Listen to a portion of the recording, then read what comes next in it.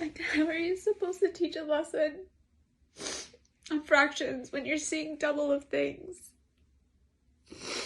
I honestly didn't think it was gonna get to me, but it's just still hard because it's like, I'm not seeing the things I should be seeing. I'm seeing more than what I should be seeing, and it's just so difficult.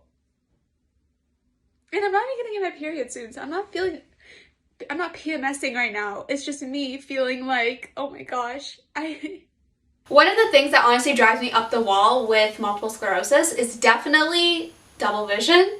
Like, you know, when you're trying to like read like these picture cues with the grade 4 students, but then the 20 pictures you say you see to them isn't really 20, but it's 10, and you only realize this after one of the kids corrects you and tells you, hi, Miss P, it's not 20, it's actually 10. And you're just sitting there like, how am I supposed to tell this kid I have double vision? But it's like, yeah. Hey guys, so in this video, I really wanted to be talking about multiple sclerosis and double vision because double vision has just honestly been rubbing me the wrong way, especially this month, the month of May. This month, I've actually not been posting anything on YouTube. It's been a month since I think my last post, but things just started to get really overwhelming with Teachers College, so I do apologize for that. So I really wanted to film this video as well because I've been co-teaching for quite some time now and my double vision has been acting up on me. And I thought I would film this video to talk about a few things, talk about some of the things that I like to do to, I guess, calm my eyes down and kind of minimize the double vision because I feel like these things work for me. But once again, what works for me doesn't mean that it's going to work for you, but I just thought I would share this. Maybe you guys can try it too if you have double vision. But yeah, so before I even begin this video, subscribe to my channel if you haven't already. And for now, I hope you guys enjoy this video. It's honestly come to the point where if I'm not seeing double of things, it's just not the norm to me. Guys, it's been literally about 4 years now with having that double vision that I just feel like it's become the norm for me. So if I don't see a double of something, it just doesn't make sense to my brain. Like, I'm just like, I don't know how to explain it. It's difficult. But for me, I feel like it's worse when I see double vision with, what am I saying? I think it's worse for me when I'm looking at words rather than actual objects. Because yes, with objects I do get double vision, but it's like, I would say it's minimal. But whenever I'm reading like a text message or even posts on Instagram, it's difficult for me because I see double of letters and then I end up mispronouncing things because I think that there's double of a letter and it's so frustrating. And Instagram is like the perfect example because with Instagram, you know, people post whatever they post, like a picture, and then they'll write a caption. And then with those captions, I always have a hard time reading. So what do? Well, I just screenshot the caption just so that I can read it. But then on my camera roll, I'll like literally zoom into the picture or zoom into the words, trying to read what the caption says.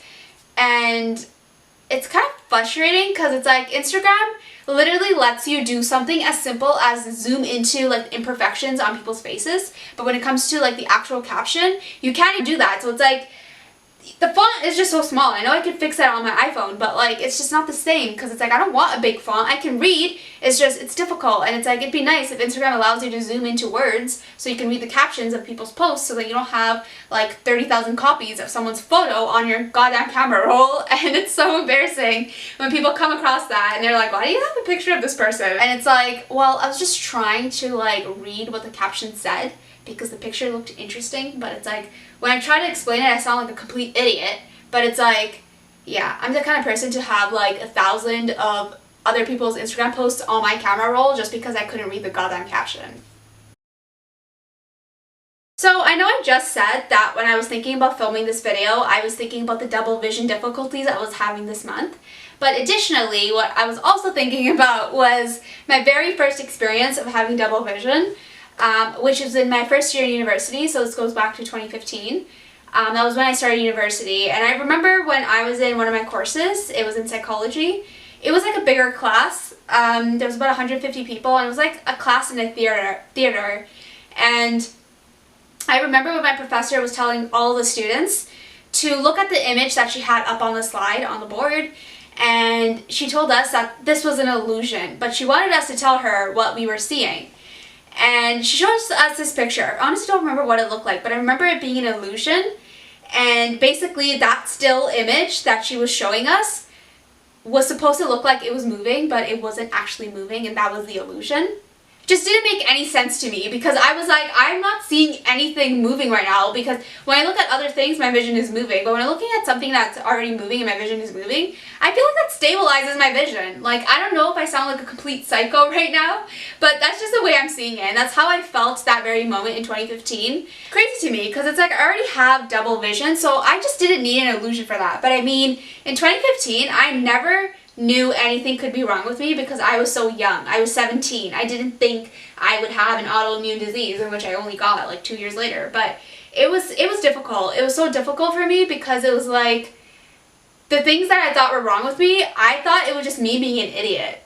After that traumatizing experience of my professor telling us to look at that illusion, was shortly followed by another illusion that gives off like double vision, and at that point I also had double vision, but god damn, I was an idiot. How did I not notice that something was wrong with me in first year of university? I don't even know, but it's like, I mean, I was only 17, and it's like you kind of just let these things go because you think it's normal. I remember looking at that illusion that the professor was showing us and thinking that I was one of the two things. One, I was just an airhead that couldn't see what the other people around me were seeing, or two, maybe something was actually wrong with me. But it was like, because I was 17, I just was so convinced that I was too young for something to actually be wrong with me that I kind of just shrugged it off in my first year in university, up until I got into my second year in university and I had a hard time walking. So why double vision happens for me are for the following reasons. One, it happens when I'm feeling very stressed out, like overwhelmed, overworked. Is that a word? When I say overworked, I'm thinking it's a word for working a lot in school. Because school, honestly, yeah, school. School's another example. School's been giving me so much anxiety. Anxiety is actually another one. But yeah, anxiety is another reason why I also get double vision. Like when I just feel very overwhelmed with everything going on, my double vision just immediately comes, and it's just really hard because a lot of the times I experience the double vision and then shaking vision all at once. And then also nystagmus. Let's not forget about that. Nystagmus is when my pupils look in different directions at once, and it's kind of creepy, but it's like, I don't know what to do about it. But yeah, it's just a double vision. I know why it happens and when it's gonna happen. Sometimes it happens like very unexpectedly, but most of the times it'll happen when I know I'm doing something wrong with myself. Like when I'm kind of working too hard at something and not giving myself a break, because I'll get very overwhelmed.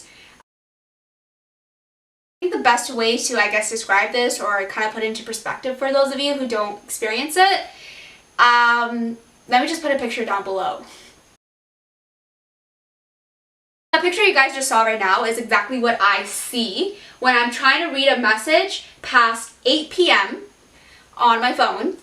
Because the words, well, they're kind of like on top of each other, and then it's like, it ends up being like double vision, and I end up falling asleep at like 7. Like I did that on Wednesday last week.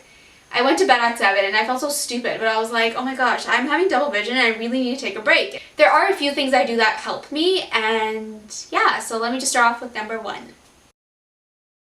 Now, I already have a video talking about multiple sclerosis and the Wim Hof's breathing method. So I'll put a link up here somewhere so you guys can check it out. I'm not going to talk too much about it in this video, but I do personally feel like whenever I do the Wim Hof's breathing exercises, I find that my mind is just at ease. My eyes are at ease, especially where it goes from being double vision to single vision, literally. And that's like the best feeling for me, because it's like I don't like seeing more than I'm supposed to be seeing. After I do the Wim Hof's breathing exercise, I also do meditation, and this just gets into my next point. So meditation is something that literally follows the Wim Hof's breathing exercises that I do, because it's like the perfect way to end off the breathing exercises, I find. For me, I originally, like in the beginning, I would meditate like to silence. Like I just wouldn't listen to anything, but it was just recently where I started to listen to hang drums while I meditate, and I find it so beautiful, because it's like, it sounds beautiful, it is beautiful, and it's like, it's amazing, because it's like, it really puts my mind at ease as well. And I'm going to put a link down below of the hang drums I love listening to whenever I meditate, because maybe you guys will like it too. After my meditation, most of the times I end up feeling really tired, in a sense where it's like I feel like my mind is at ease and there's something else I need to do after I meditate, and it just gets into my next point. I mentioned this before, but yes, I take 5 to 10 minute naps, and I know it sounds so crazy to you guys probably, but to me I can actually take 5 to 10 minute naps. It's almost as if my body is just trained to take these 5 to 10 minute naps when it knows it needs to. Like when I'm feeling tired, my body knows that, so then I'll just end up closing my eyes without even realizing, like in the middle of conversations. So that's pretty much it to my video. I really hope you guys enjoyed it. Let me know in the comments below if you guys also experience double vision, or if you have multiple sclerosis and maybe you've experienced something else with your vision, because I'd still love to hear from you. Or even if you don't have multiple sclerosis, I don't care. Just message me because I would love to talk to you. You came across this video for a reason and I want to know what that reason is. And yeah, so that's pretty much it. Subscribe to my channel if you haven't already. Follow me on Instagram and check out my blog. I'll post links down below as always. And I'll see you guys in my next video that I will be posting next week on May 30th. But anyways, bye guys.